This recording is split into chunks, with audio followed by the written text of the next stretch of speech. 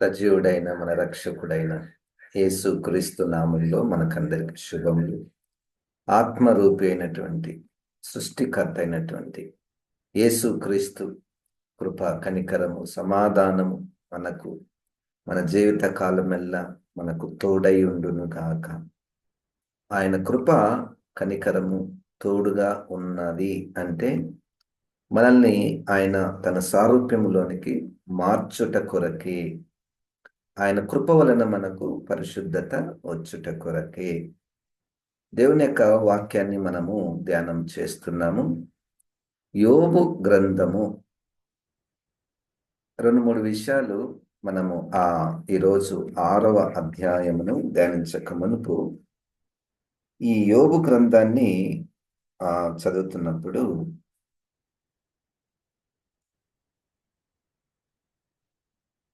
యోబు గ్రంథమును మనము దాంట్లో ప్రయాణం చేస్తున్నాము. అయితే ఈ మనకు ప్రయాణానికి ఒక రోడ్ అవసరం. సాధారణంగా ఉన్న రోడ్డు మీద మనము నడుస్తాము, లేకపోతే డ్రైవ్ చేస్తాం, లేకపోతే ప్రయాణం చేస్తాం. కానీ ఇప్పుడు మనం ధ్యానములో మనం నడుస్తుండగా రోడ్డు తయారవుతుంది. అందుకనే పల్లెటూళ్ళలో ఒక ఒక ఒక గ్రామం నుంచి ఇంకొక గ్రామానికి రోడ్లు ఉండవు, కానీ వాళ్ళు నడుస్తూ నడుస్తూ నడుస్తూ నడుస్తూ ఉంటేనే ఒక రోడ్డు ఏర్పడుతుంది. అట్లే మనము కూడా, నా విషయము నాకు తెలియదు రోడ్డు ఎంత ఉందో, ముందు ఎంత ఉందో, దాని వెడల్పు ఎంత ఉందో, ఆ రోడ్డు ఎంత దూరం ఉందో తెలియదు. మనం నడుస్తుండగానే వెనక రోడ్డు వస్తుంది, ముందు రోడ్డు తెలియదు. వెనక రోడ్డు ఎందుకుంది? మనం ఆల్రెడీ నడిచాం కాబట్టి, అది మనం అందరం కలిసి నడుస్తున్నాం కాబట్టి మన అడుగులు ఆ మార్గాన్ని సరళం చేస్తాయి. సో ఇది మొదటి విషయము. ఎందుకంటే సాహిత్యము అన్నటువంటి ఈ జాన్రా అంటారు, అంటే ఆ స్టైల్ ఆఫ్ రైటింగ్, దాంట్లో ఇది ఉంటుంది. మనకు పట్టు దొరకదు. ఆ సాహిత్యంలో ఉన్నటువంటి ఆ మాధుర్యము, సాహిత్యంలో ఉన్నటువంటి జ్ఞానమే అది దొరకదు అనే దాంట్లో ఒక పాజిటివ్ ఉంది. ఎందుకంటే ఇది ఆత్మ మాట. ఆత్మ మాటకు మనకు రూపము ఉండదు. ఆత్మకు రూపము లేదు. ఆత్మకు రూపము లేదు. ఆత్మ మాటలకు పరిధులు, పరిమితులు, లేకపోతే క్రమము మనకు కనపడదు. ఇప్పుడు మనం ఒక్కొక్క అధ్యాయాన్ని తీసుకొని ధ్యానిస్తున్నామే కానీ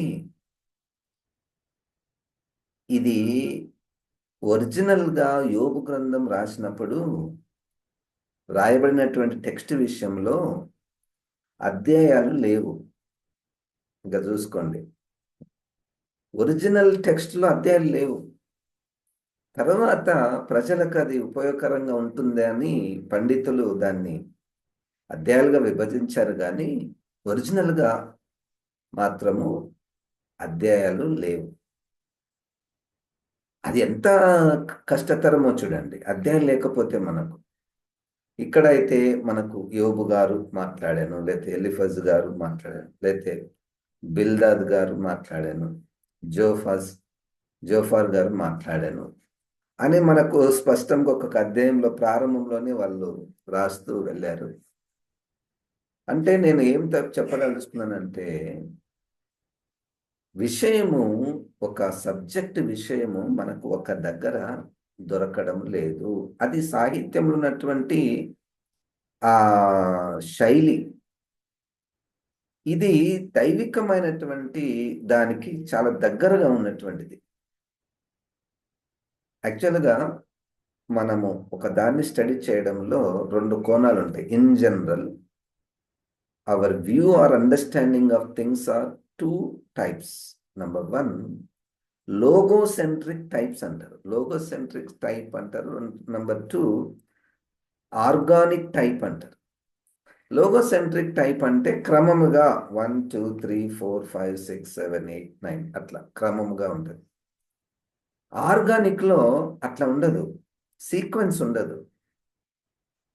ఉదాహరణకు మన బ్రెయిన్లో చాలా నర్వ్స్ ఉంటాయి, నరాలు ఉంటాయి. అవి క్రమముగా ఉండవు. ఒకదానికొకటి లింక్ అవుతూనే ఉంటాయి. చూడండి, నేను మాట్లాడుతున్నప్పుడు ఎన్ని నరాలు పనిచేస్తుంటాయి. కళ్ళకు సంబంధించిన నరాలు, నా చేతులకు సంబంధించిన నరాలు, నా నాలుకకు సంబంధించిన నరాలు, నా ముఖ కవలికలకు సంబంధించినటువంటి నరాలు. They are not in sequence. You cannot divide nerves. ఈ వేలుకు సంబంధించిన నరం ఒకటే, దానికి ఇంకా వేరే దానికి సంబంధం లేదు అనే దానికి లేదు. అట్లే ఈ సాహిత్యంతో కూడుకున్నటువంటి ఈ యొక్క వాక్య భాగము కూడా ఆ విధంగా ఉంటుంది. అది తప్పు కాదు, అట్లా ఉండడం తప్పు కాదు. మనం చాలా వరకు అలవాటు పడింది ఏంటంటే లోగోసెంట్రిక్ అండర్స్టాండింగ్ ఆఫ్ ద బైబిల్. అంటే మనం క్రమాన్ని కోరుకుంటాం ఎక్కువగా. అప్పుడు ఈజీగా అర్థమవుతుంది, ఒకదాని తర్వాత ఒకటి, ఒకదాని తర్వాత ఒకటి. అబ్రహాము గారు కుమారుడు ఇస్సాకు, ఇస్సాక్ గారు కుమారుడు యాకోబు. ఇట్లా ఉండాలని మనకు సాధారణంగా all our education system is logocentric, క్రమంని కోరుకుంటుంది. కానీ సాహిత్యంలో ఉన్నటువంటిది ఏంటంటే దాంట్లో క్రమం ఉండదు. అది it's like an organic type, అన్నీ కలిసి ఉంటాయి. ప్రతి అధ్యాయంలో ఒకదానికొకటి ముడిపడి ఉంటాయి. కాబట్టి పరిశుద్ధాత్మ దేవుడే ఏది దాంట్లో నుంచి నేర్చుకోవాలో ఆయన్నే బయలుపరచాలి. I'm not the owner of the text, I'm not the writer of the text. నేను అది ఇది నాకు ఇదే, దీని అర్థం ఇదే అని చెప్పడానికి నాకు రాదు. I don't know. నేను చదివినప్పుడు ఏదైతే పరిశుద్ధాత్మ దేవుడు నాకు బయలుపరిచాడో అదే మాత్రమే చెప్పగలను. But I cannot conclude that this is the meaning. నేను దాన్ని పరిపూర్ణంగా ఇదే దీని అర్థం అని నేనైతే చెప్పలేను, చెప్పకూడదు కూడా. బికాస్ సాహిత్యము అంటేనే ఒక్కొక్కరికి ఒక్కొక్క రకంగా పరిశుద్ధాత్మ దేవుడు బయలుపరుస్తూ ఉంటాడు. ఎప్పుడు మనం గుర్తుపెట్టుకోవాలి, వాక్యం చదువుతున్నప్పుడు కూడా ఒక్కొక్కరికి ఒక్కొక్క సత్యాన్ని దేవుడు మనోనేత్రంలో వెలిగిస్తాడు. బికాస్ మానవులు కూడా ఆర్గానిక్ టైప్ అన్నమాట. అందరూ ఒక్కటే విధంగా ఉండరు. వాళ్ళ రూపాలు కానీ, వాళ్ళు ఆలోచించే విధానం కానీ, వాళ్ళ బ్రతుకులు కానీ, వాళ్ళు జీవించిన ఆ జియోగ్రఫీ కానీ, ఇవన్నీ డిఫరెంట్. అట్లే వాక్యం కూడా అది ఆర్గానిక్ టైప్లో ఉంది. కాబట్టి దాన్ని గ్రహించి దీని అర్థం ఇది అని అందరికీ చెప్పేటటువంటిదిగా ఇది లేదు. మరి ముఖ్యంగా యోబు గ్రంథం. సరే, ఈరోజు నేను గ్రహించినటువంటి విషయాలు మీకు పంచుకుంటున్నాను. మీరు చదివినప్పుడు ఇంకా పరిశుద్ధాత్మ దేవుడు అనేక విషయాలు, లోతైన మర్మాలు, మొత్తానికి మన గురి, చదవడానికి గురి, బోధించడానికి గురి, వినడానికి గురి ఏంటంటే నేను ఆత్మీయంగా ఎదగాలి, క్రీస్తు సారూప్యములోనికి ఎదగాలి. మన టార్గెట్ క్రీస్తు. అక్కడికి చేరుకోవడానికి మనం ఎన్నుకున్నటువంటి పదార్థము వాక్యము. ఈ వాక్యము క్రీస్తు. వాక్యము ద్వారా మనం క్రీస్తు దగ్గరికి వెళ్ళుట. దేవునికి స్తోత్రం. యోబు గ్రంథము 6వ అధ్యాయములో ఇక్కడ ఇంతకుముందు 2 అధ్యాయాలలో తన స్నేహితుడైనటువంటి ఎలీఫస్ గారు మాట్లాడినటువంటి మాటలకు ఈయన బదులు ఇస్తున్నటువంటి అధ్యాయముగా మనకిది కనపడుతుంది. సరే, ఈయన బదులు ఇవ్వడంలో మొట్టమొదటగా తిరిగి తన యొక్క శ్రమను ఆయన గుర్తు చేస్తాడు. ఒక 4-5 విషయాలు మీకు చెప్తాను. తన శ్రమను ఇక్కడ కూడా ఎక్స్ప్రెస్ చేస్తాడు. తర్వాత రెండవది, ఏదైతే యోబు తనకు శ్రమ వచ్చినప్పుడు తప్పు చేశాడు, లేక ప్రశ్నించాడు, నిందించాడు, తన తప్పు చేశాడు, పాపం చేశాడు అని మనకు సాధారణంగా ఆ ప్రశ్నలు వస్తుంటాయి. దాంట్లో ఆయన ఒప్పుకున్నాడు, నిజంగా నేను తప్పు చేశాను, అని ఒప్పుకున్నటువంటి సందర్భం కూడా ఈ అధ్యాయంలో మనకు కనపడుతుంది. తర్వాత అసలు నాకు ఈ శ్రమ ఎట్లా వచ్చింది అనుకుంటే, సోర్స్ ఆఫ్ హిస్ పెయిన్, నాకు శ్రమ ఎక్కడి నుంచి వచ్చింది అని దాన్ని కూడా ఈ యొక్క అధ్యాయంలో చెప్తాడు. తర్వాత 4వ విషయము, దేవుని గురించి తొందరపాటుతో తప్పుగా అర్థం చేసుకుంటాడు. 5వ విషయము, సరే ఇప్పుడు నా శ్రమకు నేను ఏ విధంగా ప్రతిస్పందించాలి, what is the solution for this pain, నా శ్రమకు ఏంటి పరిష్కారం ఏంటి అని కూడా ఈ యొక్క అధ్యాయంలో ప్రస్తావించి, చివరిగా ఎక్కువ భాగము 6వ అధ్యాయంలో తన స్నేహితులలో ఉన్నటువంటి లోపాలను ఎత్తి చూపించాడు. ఇది highlighted concept in Job chapter 6. సరే, క్విక్గా మనము ఈ విషయాలు, ఈ యొక్క 6వ అధ్యాయంలో ఎన్ని విషయాలు ఉన్నాయి, మీరు చదివినప్పుడు ఇంకా ఎన్నో విషయాలు మీకు కనపడవచ్చు. సో 6వ అధ్యాయంలో యోబు గారికి వచ్చినటువంటి శ్రమలను గురించి మనం చూస్తే 2వ వచనంలో, అంటే the magnitude of his sufferings or the depth of his sufferings is compared with the nature, is compared with ఒక సాహిత్య రూపంలో కొన్ని దాన్ని పోలుస్తూ తన పెయిన్ని ఆయన ఎక్స్ప్రెస్ చేశాడు. 2వ వచనంలో, నా దుఃఖము చక్కగా తూచబడునుగాక, దాని సరిచూచుటకై నాకు వచ్చిన ఆపద త్రాసులో పెట్టబడునుగాక. అలాగున చేసినడల నా విపత్తు సముద్రముల ఇసుక కన్నా బరువుగా కనపడును, అందువలన నేను నిరర్ధకమైన మాటలు పలికితిని. ఈ 2, 3 వచనాలలో సముద్రముల ఇసుక కన్నా బరువైనటువంటిది నాకు వచ్చినటువంటి శ్రమ. శ్రమను తూచడము, అసలు ఆ ఆలోచననే, అది పరిశుద్ధాత్మ దేవుడు సాహిత్య రూపంలో ఆ విధంగా రాయడం జరిగింది. శ్రమలను ఎవరు తూస్తారు, కానీ ఆ ఎక్స్ప్రెషన్ అట్లా రాయబడింది. 11వ వచనంలో ఆయన పెయిన్ గురించి ఆయన రాస్తూ, నా బలము ఏ పాటిది, నేను కనిపెట్టుకొనుట ఎలా, నా అంతం ఏ పాటిది, నేను తాలుకొనుట ఎలా. I'm so weak that I'm not able to bear such heavy pain. అది ఆయన పెయిన్ గురించి. సరే, ఇప్పుడు ఆయన కన్ఫెషన్ చేశాడు. యోబు గ్రంథంలో 3-5 వచనాలలో తాను ఇంతకుముందు ఏదైనా తప్పు చేశాడో చూడండి. అలాగున 3వ వచనంలో, అలాగున చేసిన ఎడల నా విపత్తు సముద్రం ఇసుక కన్నా బరువుగా కనపడును, అందువలన నేను నిరర్ధకమైన మాటలు పలికితిని. First confession. దేవుడే నన్ను ఇట్లా చేశాడు, నేనేం చేశాను, ఏదో అసలు నా పుట్టకునుంటే బాగుంటుండే, తొందరగా చనిపోయింటే బాగుంటుండే. ఐ థింక్ ఇన్ చాప్టర్ 2లో తన పుట్టుకను తన శపించినట్టు మనం చూస్తున్నాం.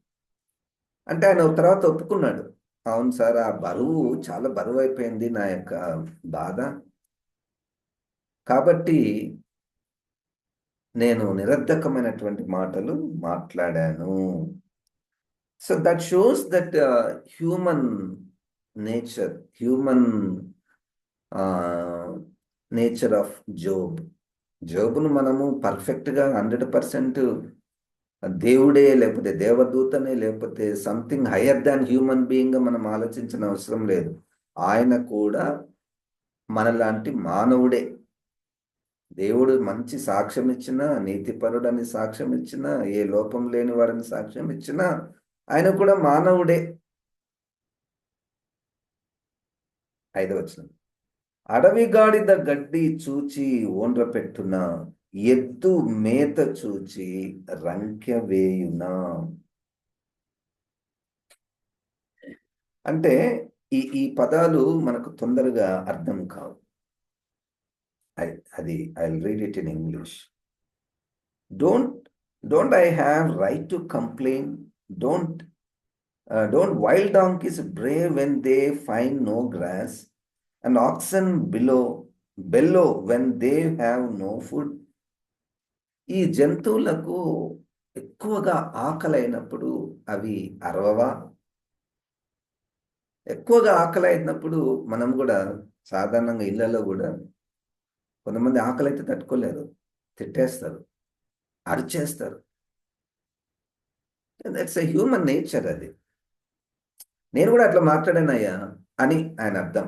నేను కూడా కన్ఫెస్ చేస్తున్నాను తొందరపాటుతో, నాకు ఎక్కువ బాధ కలిగింది లేదా ఆకలి అయింది కాబట్టి నేను అట్లా ఆ బాధతో నేను మాట్లాడాను అని ఆయన ఒప్పుకుంటున్నాడు. రెండో విషయం, మొదటిది యోబు గారి యొక్క పెయిన్ చూశాము. రెండవది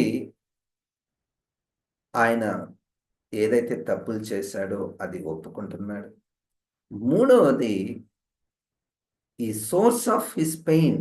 ఆయన దృష్టిలో నాకు అసలు బాధ ఎట్లా వచ్చింది అంటే 4వ వచనంలో, సర్వశక్తుడగు దేవుని అంబులు నాలో చొచ్చెను, వాటి విషమును నా ఆత్మ పానము చేయుచున్నది. దేవుని భీకర కార్యములు నాతో యుద్ధము చేయుటకై పంక్తులు తేరుచున్నవి. దేవుడే ఇది చేశాడు.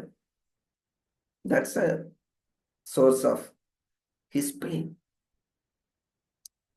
ఇది ఫ్రమ్ క్రిస్టియన్ పాయింట్ ఆఫ్ వ్యూలో sources of pain or different. నేను చాలాసార్లు అది ప్రస్తావిస్తూ వస్తున్నాను. దేవుని నుండి కూడా శ్రమలు వచ్చే అవకాశం ఉంది ఉంది ఉంది. యోబుకు ఇండైరెక్ట్గా ఆయన చెప్పింది కరెక్టే. ఈ పెయిన్ అంతా దేవుని ద్వారా వచ్చినట్టే. ఎందుకంటే అపవాది దేవునికి సవాలు చేసినప్పుడు దేవుడు అనుమతి ఇచ్చాడు. ఓకే, అది ఒకటి. తర్వాత దేవుని ద్వారా వచ్చింది. నాకు పెయిన్ చాలా ఎక్కువైపోతుంది. ఆ పెయిన్లో నేను ఏం మాట్లాడుతున్నానో నాకు తెలియడం లేదు, నిరర్ధకమైన మాటలు మాట్లాడుతున్నాను. ఇదే పెయిన్లో ఇంకొక చిన్న తప్పిదం. దేవుని గురించి ఆయన ఏమనుకుంటున్నాడంటే, ఆహా 8, 9 వచనాలు, ఆహా నా విన్నపము నాకు నెరవేర్చబడును గాక, నేను కోరుకొనిన దాన్ని దేవుడు నెరవేర్చును గాక, దేవుడు తన ఇష్టానుసారము నన్ను నలుపును గాక, చెయ్యి జాడించి ఆయన నన్ను నిర్మూలము చేయును గాక. ఇంకా ఏమంటున్నాడంటే, అయ్యా నువ్వు నన్ను చంపేయి, నువ్వు నన్ను నాశనం చేసేసాయి. అంటే అవుట్ ఆఫ్ పెయిన్. దేవుని గురించి మనం ఒక్కొక్కసారి కాదు, చాలాసార్లు తప్పుగా we misunderstand God like anything. అది న్యాచురల్గానే, అది సాధారణంగా మానవులకు కలిగేటటువంటిది. సరే, ఇప్పుడు త్వరగా చివరిగా ఇంకొక 2-3 విషయాలు ఉన్నాయి, నేను అవన్నీ చెప్పడం లేదు. How Job looked at his friends and finding fault with them. స్నేహితులలో ఆయన కొన్ని లోపాలను కనుగొన్నాడు. చూద్దాం అవి. 14 నుండి, కృంగిపోయిన వాడు సర్వశక్తుడగు దేవుని యందు భయభక్తులు మానుకొనినను స్నేహితుడు వానికి దయ చూప తగును. మీరేం చేయాలా ఫ్రెండ్స్? సరే, నేను కృంగిపోయినా, నేను దేవుని తిడుతున్నా, దేవుని మీద నిందలు వేస్తున్నా, నాకు భక్తి లేదు, ప్రార్థన చేయడం లేదు, మీరేం చేయాలా? నువ్వు ప్రార్థన చేయడం లేదు, నువ్వు వాక్యం చదవడం లేదు, నువ్వు సరిగ్గా లేవు అని దానికంటే దయ చూపండి. అంటే యోబు స్నేహితులలో ఉన్నటువంటి స్నేహితులను కరెక్షన్ చేస్తున్నాడు. మీరు నా స్నేహితులే, నన్ను ఆదరించడానికి వచ్చారు, కానీ దయ కంటే గద్దింపు ఎక్కువైంది. అది పాయింట్. గద్దింపు తప్పు కాదు, కానీ దయ better. This kindness dominate the exaltation కదండి. ఇది నేను నేర్చుకోవాలి. ఒకవేళ నీ కూడా అనిపించింది అనుకో, నేను చాలా మందిని బాగా కరెక్షన్ చేస్తాను, చాలా సరి చేయడానికి ఇష్టపడతాను, వాళ్ళని గద్దిస్తాను. దాని పక్కనే, పక్కన కాదు, పైన దయా. అందుకనే పౌలు గారు తిమోతి గారు చెప్తూ సాత్వికముతో బోధించుము, గద్దించుము. సాత్వికము, ప్రేమ, దయతో గద్దించుము, బోధించు. ఒక 4-5 నిమిషాలు 7 దాటుతుంది, మనం జాగ్రత్తగా విందాం. యోబు గ్రంథంలో ఈ విషయాలను మనం గమనిస్తున్నాం. 15వ వచనంలో, నా స్నేహితులు ఎండిన వాగువలెను, మాయమైపోవు జల ప్రవాహంల వలెను నమ్మకూడని వారైరి. This is Job's view of his friends. ఎండిన వాగు వలెను. ఎండిన వాగు వల్ల ఎవరికి ఉపయోగము? ఎండిన వాగును ఎవరు చూడడానికి వస్తారు? ప్రవహించే వాగు అనేకులకు, పొలాలకు ఉపయోగం, మనుషులకు ఉపయోగం, సస్యశ్యామలంగా ఉంటుంది. వీళ్ళు నాకు ఇప్పుడు ఎండిన వాగు వలె కనపడుతున్నారు. These words also out of his pain. ఆయన దేవుణ్ణే తప్పుగా అర్థం చేసుకున్నాడు, అవుట్ ఆఫ్ పెయిన్. స్నేహితులను కూడా తప్పుగా అర్థం చేసుకుంటున్నాడు, అవుట్ ఆఫ్ పెయిన్. దాంట్లో కొంచెం సత్యం ఉండొచ్చు, కొంచెం రాంగ్ ఉండొచ్చు. మీరు నాకు ఎండిన వాగు వలె కనపడుతున్నారు అని ఈయన. తర్వాత 16వ వచనంలో, మంచు గడ్డలుండుట వలనను, హిమము వాటిలో పడుట వలనను అవి మురికిగా కనపడును.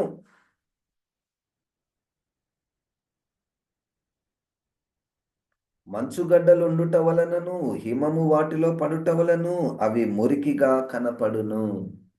ఎండిన వాగులో, ఎండిన దాంట్లో, ఆ నదిలో ఈ మంచుగడ్డల పడుట వలన అవి మురికగా కనపడును. అంటే మీరు ఎండిపోయినటువంటి వారుగా కనపడుతున్నారు. 17వ వచనంలో, వేసవి రాగానే అవి మాయమైపోవును, వెట్ట కలుగగానే అవి తమ స్థలమును విడిచి ఆరిపోవును. You are like that. మీరు అనుకుంటున్నారు మేము తెల్లని మంచును దీంట్లో వేస్తున్నాము. సాధారణంగా తెల్లని మంచు is a symbol of blessing, a symbol of serenity, a calmness కదా. కానీ ఇది వేసవి రాగానే అది ఎండిపోతుంది, అది ఆరిపోతుంది.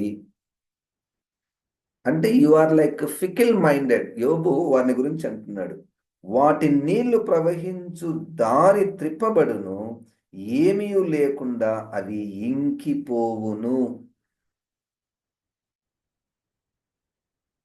You are like that. నదిలో నీళ్లు పోస్తున్నాం, నీళ్లు పోసిన తర్వాత ఇంకిపోతున్నాయి అనుకోండి, ఏం లాభం? You are like that. ఇవన్నీ స్నేహితులను గురించి ఆయన చెప్తున్నాడు. సమూహముగా ప్రయాణము చేయు తేమా వర్తకులు వాటిని వెదుకుదురు, షేబా వర్తకులు వాటి కొరకు కనిపెట్టుదురు. వారు వాటిని నమ్మినందుకు అవమానమొందుదురు, వాటి చేరువకు వచ్చి కలవరపడుదురు. అరే అరే అరే, అక్కడ మనం వ్యాపారాలు చేసుకుంటే వాళ్ళు ఒక దేశం నుంచి ఇంకొక దేశంకు ఒంటెల మీద ప్రయాణం అయిపోతున్నప్పుడు వాళ్ళు అటు ఇటు తిరుగుతున్నారు కాబట్టి వాళ్ళకు ఒక అనుభవం ఉంటుంది. పలానా చోట పలానా నదిలో నీళ్లుంటాయి, మన ఒంటెలకు మనం నీళ్లు తాపచ్చు, మనం అక్కడ కొన్ని రోజులు ఉండవచ్చు, నివసించవచ్చు అని ఆశతో వస్తారు. కానీ అవమానపరచబడతారు. నేను అనుకున్నాను, నాకు 3 మంచి స్నేహితులు ఉన్నారు, వారు నన్ను బాగా ఆదరిస్తారు, వాళ్ళ దగ్గర పోతే ఒక జవాబు దొరుకుతుంది, ఎంత ఆశపడ్డాను. కానీ ఏం మిగిలింది? అవమానమే మిగిలింది. సమ్టైమ్స్ మన జీవితంలో కూడా అటువంటివి చాలా జరుగుతాయి.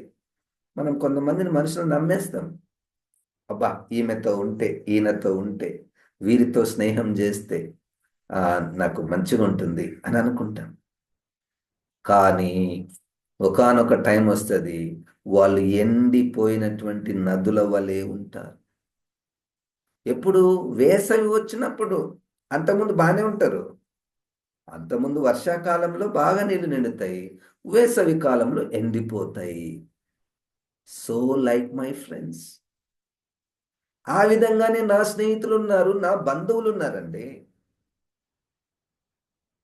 Never trust in the people, that's a lesson. భార్య అయినా, భర్త అయినా, పిల్లలైనా, తల్లిదండ్రులైనా, బంధువులైనా, తోటి విశ్వాసులైనా, our trust must be in the Lord. వాళ్ళు ఉంటారు, కొన్ని రోజులు ఉంటారు, కాలాల ప్రకారం మారుతుంటారు. That's natural. You don't need to surprise. ఏమో ఆశ్చర్యపోనవసరం లేదు. అరే, నా సొంత బంధువు ఇట్లా చేశాడండి. నో నో, నువ్వు ఆశ్చర్యపోతావా ఎండాకాలం వస్తే? వర్షాకాలం తర్వాత లేదా చలికాలం తర్వాత ఎండాకాలం వస్తుంది, మనం ఏమైనా ఆశ్చర్యపోతాం, అట్టెట్లా వచ్చింది ఎండాకాలము, ఎప్పుడు వర్షాకాలం ఉండదని అనుకుంటామా? అనుకోము. అట్లే స్నేహితులు కానీ, బంధువులు కానీ, తోటి విశ్వాసులు కానీ, ఇంకెవ్వరైనా కానీ, they are not trustworthy. కొంతకాలమే బాధ్యతాపూర్వకంగానో, వాళ్ళు రక్త సంబంధ పూర్వకంగానో కొంతకాలం ఉంటారు. వేసవి కాలం తప్పకుండా వస్తుంది, ఎండిపోతారు, నువ్వు అవమానపరచబడతావు. ఉం? తర్వాత 21 వచ్చిన అటువలే మీరు లేనట్టుగానే ఉన్నారు, మీరు ఆపదను చూచి భయపడుచున్నారు. నాకేం కనపడడం లేదు, నీళ్లు లేనట్టుగానే ఉన్నారు మీరు, ఆ నదిలో ఎండిపోయినట్టుగానే ఉన్నాయి. మీరు ఆపదను చూచి భయపడుతున్నారు. ఏమైనా దయచేయుడని నేను మిమ్మల్ని అడిగితినా? మీ ఆస్తులను నా కొరకు బహుమానం ఏమైనా తెమ్మని నేను అడిగితినా? ఈ మాటలో, ఈ ప్రశ్నల్లో వెనక ఉన్నటువంటి అర్థం ఏంటంటే, నన్ను మీరు సరిగ్గా అర్థం చేసుకోలేదు, పైగా నన్ను తిడుతున్నారు, నన్ను విమర్శిస్తున్నారు. ఏమైనా దయచేయడని నేను మిమ్మల్ని అడిగితినా? మీ ఆస్తులను నా కొరకు బహుమానం ఏమైనా తెమ్మని అడిగితినా? ఎందుకు మీరు నన్ను ఇంతగా గద్దిస్తున్నారు? పగవాని చేతిలో నుండి నన్ను విడిపింపుడని అడిగితినా? బాధించు వారి చేతిలో నుండి నన్ను విమోచింపుడని నేను అడిగితినా? నాకు ఉపదేశం చేయుడి, నేను మౌనై ఉండేదను. ఏ విషయమందు నేను తప్పిపోతున్నది నాకు తెలియచేయుడి. చెప్పండి అయ్యా, నన్ను బోధించండి. ఇంత వచ్చారు కదా, నేనేం తప్పు చేశాను చెప్పండి. ఈ మాట నేను చదువుతున్నప్పుడు యేసుక్రీస్తు గుర్తుకొచ్చాడు. ఆయన కూడా నాలో దోషముందని ఎవరైనా నేరము స్థాపించగలరా? యేసుక్రీస్తు మాత్రమే చెప్పగలరు. యోబు such a wonderful man of God. చెప్పండి, నాకు బోధించండి. ఇది ఒకందుకు మనకు మంచిదే, బోధించండి, నాకు చెప్పండి, నేనేమైనా తప్పులు ఉన్నాయో నాకు చెప్పండి. నేనేమైనా తప్పు చేశానా? ఎవరికైనా అన్యాయం చేశానా? అందుకని లాస్ట్లో చూడండి, యథార్థమైన మాటలు ఎంతో బలమైనవి, అయినను మీ గద్దింపు దేనికి ప్రయోజనము? దేనికి ప్రయోజనము? అది క్లియర్ చేసింది. యథార్థంగా మాట్లాడండి. ఎందుకు నన్ను గద్దిస్తున్నారు? మీరు తప్పు లేకుండా నన్ను ఎందుకు గద్దిస్తున్నారు? యథార్థంగా దయ కలిగిన మాటలు మాట్లాడండి, అవి ప్రయోజనకరంగా ఉంటాయి. తప్పు లేకుండా కూడా గద్దించుట అపవాది మాటలు. తప్పు లేకుండా గద్దించుట అంటే ఊహించుకొని, ఏదో దేవుని గురించి మొత్తం నాకు తెలుసు, దేవుని ప్రణాళికలకు మొత్తం తెలిసి, ఈ వ్యక్తి జీవితంలో ఇది ఇది అదే అదే జరిగింటది, తప్పు చేస్తేనే కదా ఇట్లా అయ్యేది అని మనము ఓవర్ ఎంతూజియాజం చూపిస్తూ కొంతమందిని గద్దిస్తూ ఉంటాము. అది తప్పు. దయ కలిగిన మాటలు మాట్లాడండి. గద్దింపు కూడా ఉంటది, కానీ let your kindness predominate your exaltation.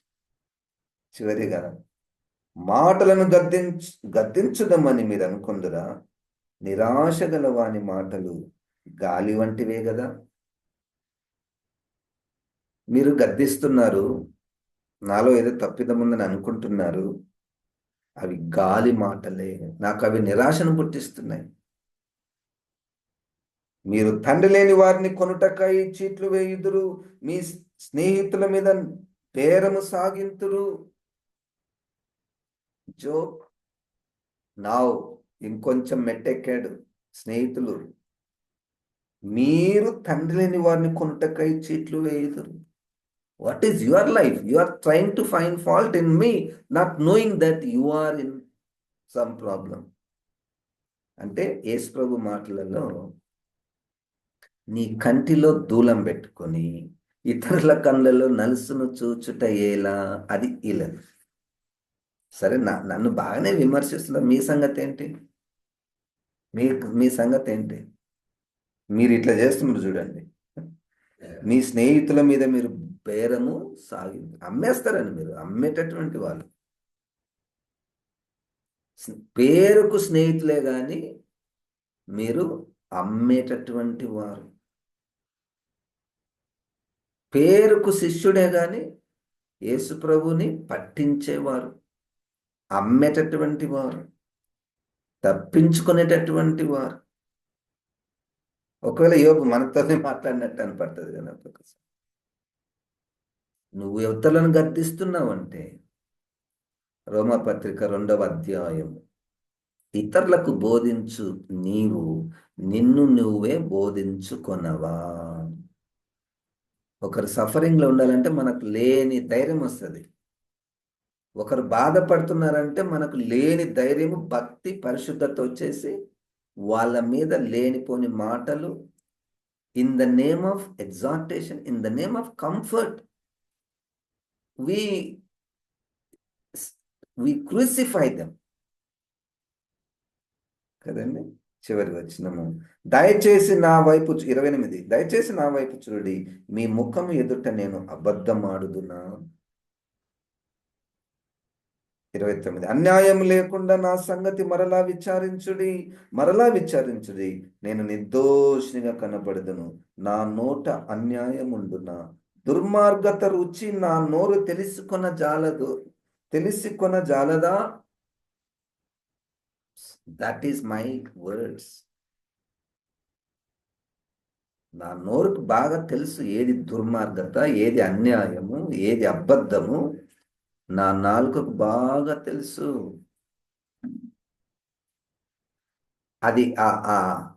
అది మనకు ఉంటే బాగుంటుంది. పరిశుద్ధాత్మ దేవుడు మన నోటి మాటలను అట్లా ట్రైనింగ్ ఇవ్వాలి. నేను ప్రారంభంలో చెప్పాను, మనం రోడ్ల మీద నడుస్తున్నప్పుడు చాలా ఫ్రీగా మమ్మల్ని నడవడానికి రాదు. రోడ్డు మార్గంలో చెత్త వేస్తారు, బురద ఉంటుంది, లేకపోతే గుంతలు పడి ఉంటాయి.